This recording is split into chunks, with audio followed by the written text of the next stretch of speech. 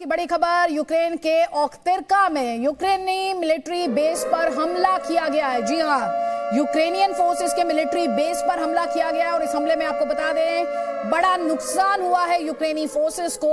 70 Ukrainian soldiers की इसमें मौत हुई है। तो ओख्तिर्का में मिलिट्री बेस पर यह बड़ा हमला रशियन फोर्सेस द्वारा और इसमें 70 यूक्रेनियन सोल्जर्स की मौत हुई है। इससे पहले आपको याद होगा सिर्फ यूक्रेन द्वारा दावे किए जा रहे थे रशियन सोल्जर्स को मारने को लेकर। अब आप ये सुन रहे हैं कि ओख्तिर्का में ये मिलिट्री बेस जहां पर 70 यूक्रेनियन सोल्जर्स को मारने का दावा रशियन फोर्सेस कर रहे हैं। मिलिट्री बेस को टारगेट किया गया है। और जब हम आपको ये बता रहे हैं ओख्तिर्का, तो आपको समझना होगा खार्किव में जो लगातार लड़ाई इंटेंस हो रही है, क्लोज हो रही है, खार्किव से ओख्तिर्का 30 किलोमीटर की दूरी पर बताया जाता है। तो खार्किव और ओख्तिर्का में 30 किलोमीटर की दूरी है और वहां जो मिलिट्री बेस है उसे टारगेट किया गया है, उसे निशाना बनाया गया है, जिसमें 70 यूक्रेनियन सोल्जर्स के मारे जाने का दावा किया जा रहा है रशियन फोर्सेस द्वारा। ग्रुप कैप्टन देवनाथ,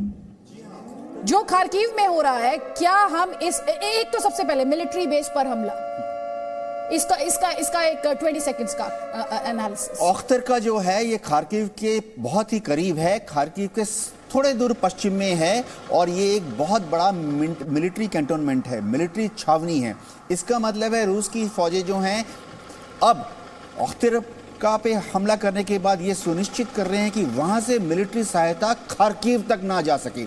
दूसरी बात, खार्किव पर अगर कब्जा हो गया रूस की फौजों का तो वो वहां से अपनी रूसी फौजों को खार्किव से कीव की तरफ कूच कराएंगी रास्ते में। और ये बहुत ही बड़ी ओख्तिर्का का जो कैंटोनमेंट ये पड़ता है, तो वह चाहते हैं कि भविष्य में खार्किव पे कब्जा करने के बाद जब रूस की सेनाएं कीव की तरफ बढ़े तो ओख्तिर्का में उनका कोई भी रेजिस्टेंस ना हो।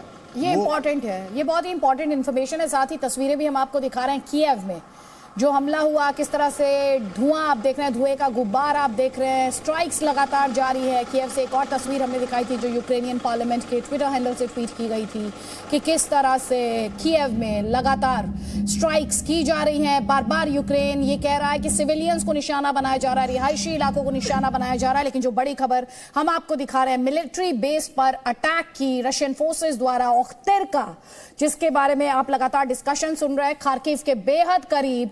तो इसमें कह सकते हैं दो बातों का ध्यान रखा जा रहा है। एक तो ये कि खार्किव के लिए भी शायद मिलिट्री के जो सोल्जर्स हैं वहां पर वो सप्लाई हो रही होगी, और साथ ही ये इंश्योर करने की कोशिश की जा रही है कि कीव की तरफ जो मार्च कर रहे हैं रशियन फोर्सेस, उन्हें ज्यादा रेजिस्टेंस ना मिलने पाए। आपको बता देते हैं रूस और यूक्रेन के बीच जंग का आज 6वां दिन। पुतिन ने अपने न्यूक्लियर डेटरेंट फोर्सेस को हाई अलर्ट पर रखा 2 दिन पहले। उसके बाद जो बाइडेन का स्टेटमेंट आया, उन्होंने ये कहा कि अमेरिका को परमाणु हमले से डरने की जरूरत नहीं है। और भी कई स्टेटमेंट्स आए हैं। Presenting B News app available on Google Play and App Store. Download it now.